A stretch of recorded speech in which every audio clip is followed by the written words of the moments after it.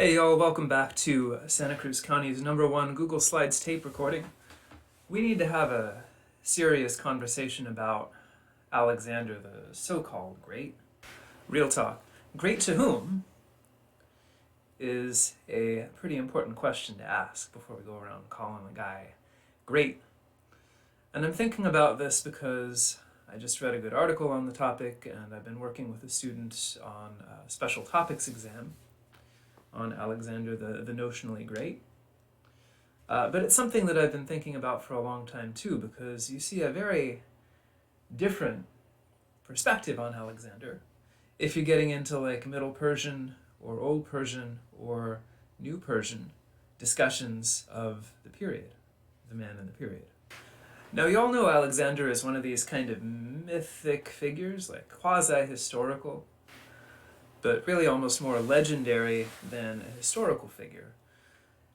And he was perceived this way, even during his own lifetime, certainly shortly after his death. He was widely deified by people all over the world for what appear to be not inconsiderable, possibly even superhuman accomplishments. He did, after all, unite Greece, which basically amounts to conquering Greece, but they don't like to call it that. And he did just straightforwardly conquer all kinds of other stuff. Right? This is how the story usually goes. He's the paradigm of a world conqueror, person who conquers the whole world for ambitious young guys, including the Romans, Pompey, Julius Caesar, Trajan, all sorts of medieval, early modern figures, up through Napoleon even. The idea of conquering the world is this profoundly attractive romantic vision, and Alexander the Great is the historical figure that symbolizes that. Everybody wants to imitate Alexander. And they're all like, he did all that stuff by the time he was 33, because he did die very young. So everybody who wants to imitate Alexander is like, shit, I can't do that. I'm too old. Interest in Alexander remains lively enough that people make a movie about him once every few years. It's a story that we love to hear for some reason. Maybe it's the griffins that fly him to the moon, although a lot of the more recent movies leave that important detail out.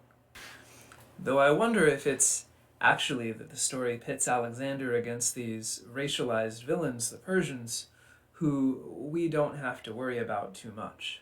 We can just enjoy the spectacle of Alexander conquering and not really pay that much attention to who he's conquering or what suffering gets inflicted on them in the process of being conquered.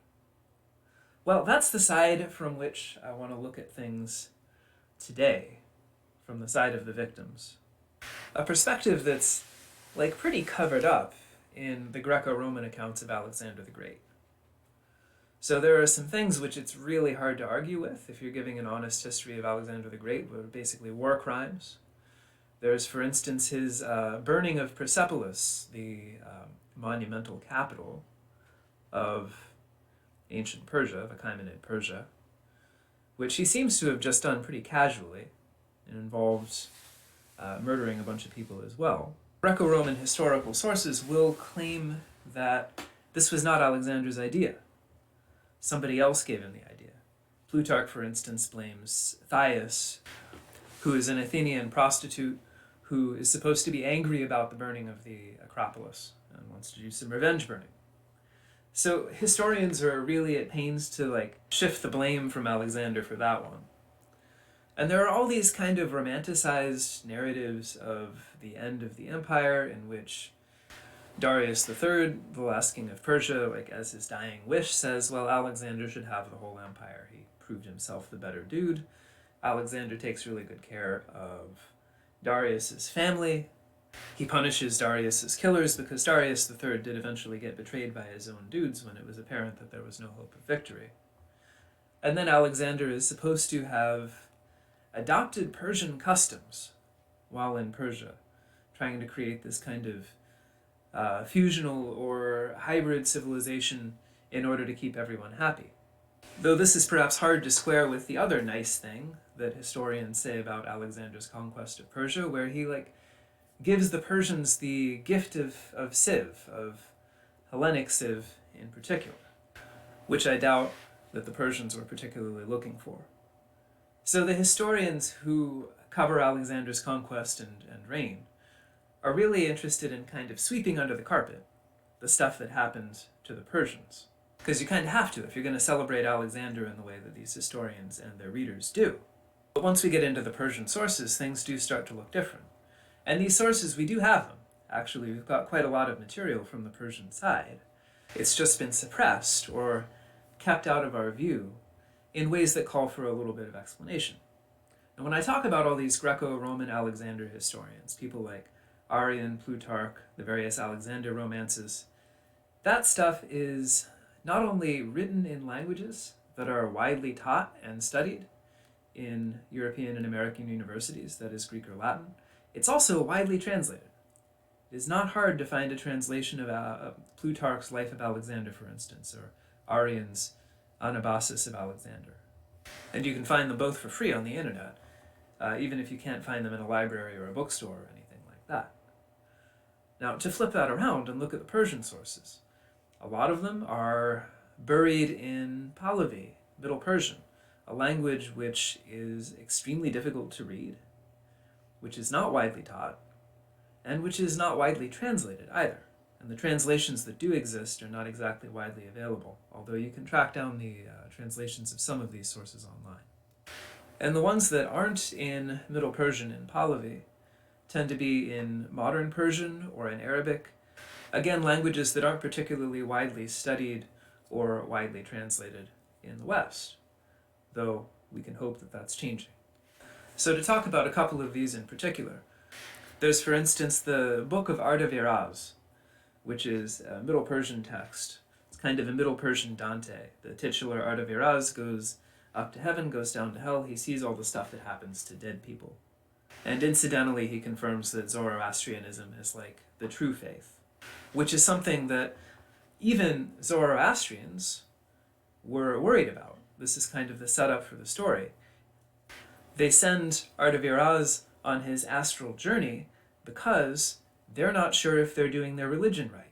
They're not sure if their prayers are going to Ormazd, to God in heaven, or if they're going to Ahriman, the evil god in hell, and all of his demon friends. And the reason that they don't know these things is one, Alexander, not the Great in this tradition, Alexander I Gizistag, the accursed Alexander. Because when Alexander rolled through, the first chapter of the book tells us, he burned all of the old Persian religious texts, in particular the Avesta, the central and most sacred text of Zoroastrianism. And he killed a bunch of religious experts. So the invasion of Alexander the Great represents a profound and irreparable loss of religious knowledge for the Zoroastrian tradition. Well, irreparable until you send a guy on an astral journey to see what's actually going on in heaven and hell. But the consciousness of that loss is kind of central to the narrative of Artaviraz. It's what gets the story working.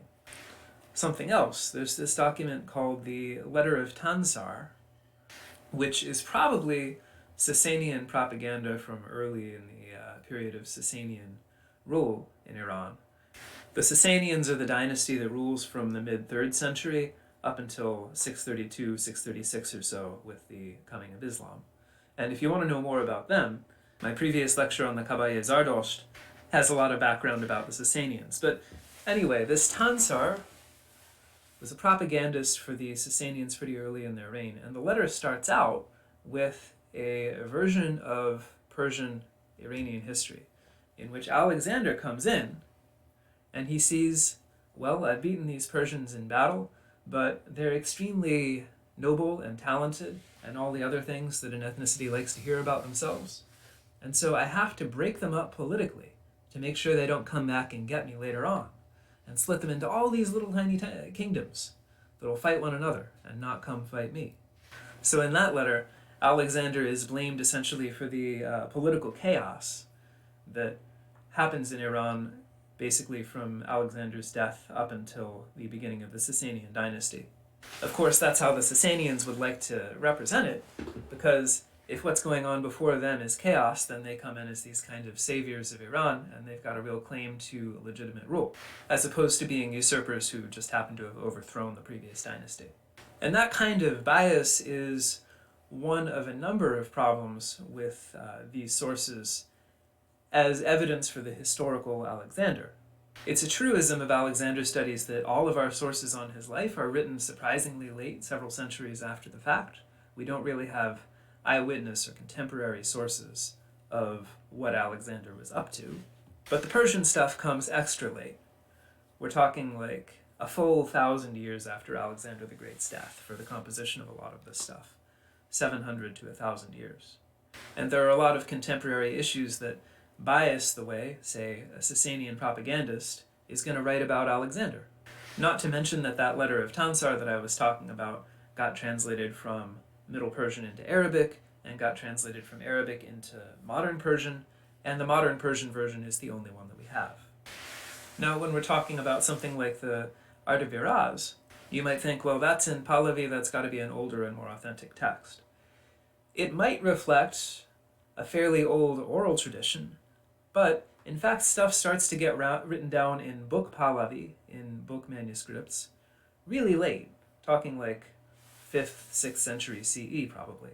And most of the surviving Pahlavi documents were written after the Islamic invasion.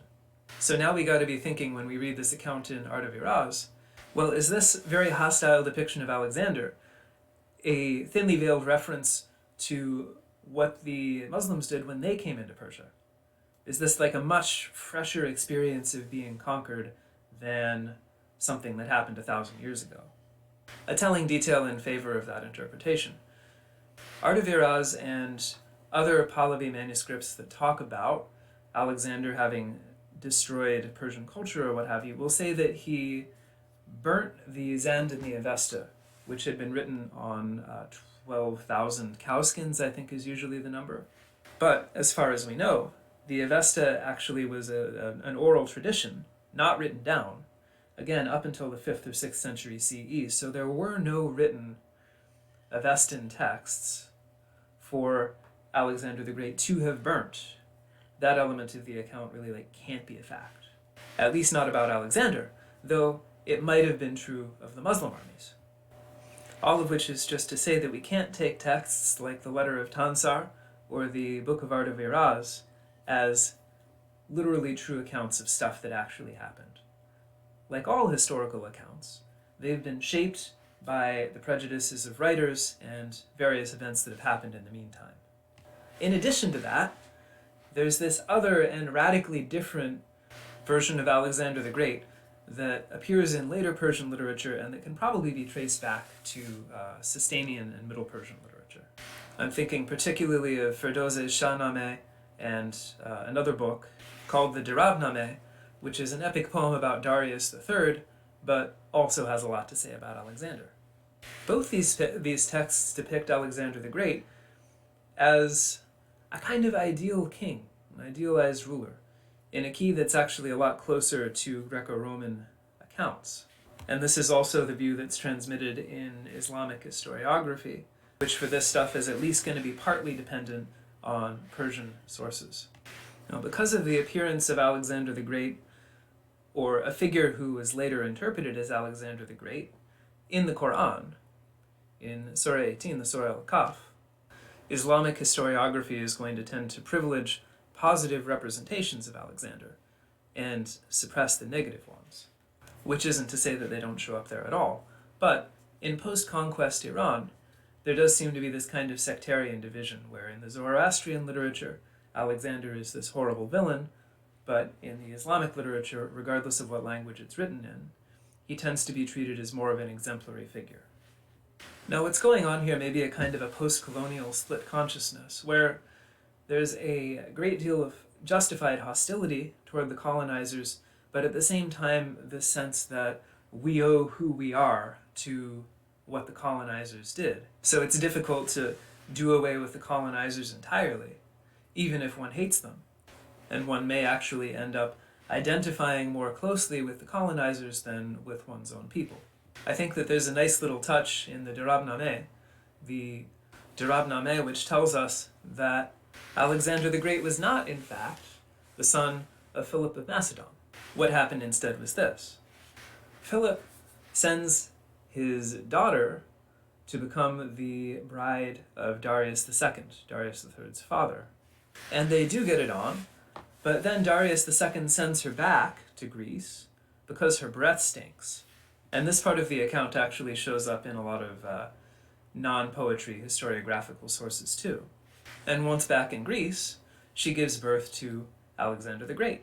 So, Darius III and Alexander the Great on this version of the story are brothers.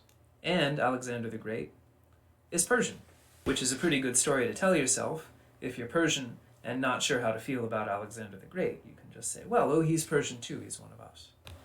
Philip, by the way, and Alexander in every Persian source are referred to as Romans, not Greeks. Speaking of letting present-day biases determine the way that we write the history of the past. Every generation has to sort of construct its own identity by picking and choosing elements from the past. So as it makes its own identity, it also makes its own past and its own history. This is a lot harder to do if you're coming out of a position of defeat than it is if you've been winning all the time and you've never really had to have a reckoning. So what we see when we look at these Persian sources talking about Alexander is the difficulty of making a new past when you're doing so from a position of defeat. And this is something that we as Americans have basically never had to do for generations, though maybe within our lifetimes even that's something we might have to face. Now, one way of dealing with defeat is to transform the past. Another way of dealing with defeat is to remake or transform the future. And that's what I'm going to be talking about next week, Zoroastrian apocalypticism in kind of the same context. I hope to see everyone back here then. Have a nice week in the meantime.